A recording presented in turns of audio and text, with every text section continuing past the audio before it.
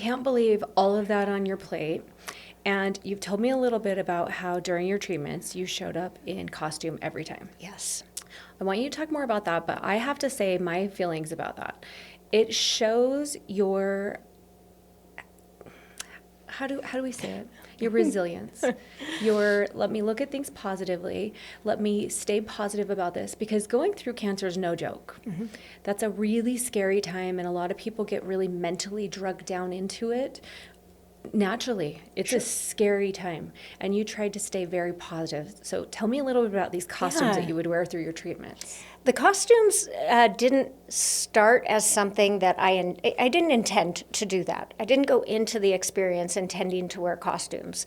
It started because one of the times at the very beginning of chemotherapy, I had this pajama onesie Wonder Woman thing, and it looked comfortable to wear that day. And I wore it and saw that, wow, I felt stronger that day. The other people in the cancer unit that I was going to, it brought up conversations, and I just thought, gosh, that would be fun if I could get a different costume every time I came. And it snowballed from there. The costumes became a conversation point. Mm-hmm. It was during COVID, so people were alone. You didn't have a support person with you at your treatment. And it was very isolating for everybody. They'd even put partitions up between all of the patients, so you couldn't even see each other. And that didn't work for me. Mm. So I would take my IV pole and I would walk around and find anybody who was willing to sit down and talk. And wearing the costume made them more open to talking to me. It also gave me this thing to look forward to. Like, what am I going to be next week? What am I going to, what can I get? How can I plan this out? Yeah, I got creative, and it became really fun. And it was a distraction from the mundane, where I could put on that costume and I could be the superhero that day. And I felt stronger doing that. Wow, I love that. And I've actually heard a lot of people that say create this alter personality of yourself in order to get through a lot of things. Yes. And I love that you did that through cancer during COVID, when, we're all supposed to be isolated, like you said, and alone and away from people. And yet you probably strengthened so many people in the cancer unit and gave them hope, gave them something to look forward to, something positive in their day. And here you are going through one of the hardest things of your life, and you are thinking of other people.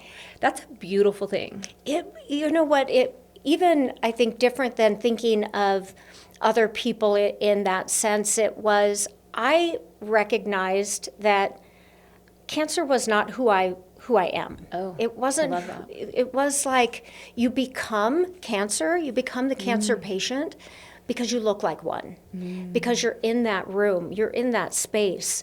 And when you're in that space and people see you bald, sickly, it immediately is this identifier that, oh, cancer, they have cancer.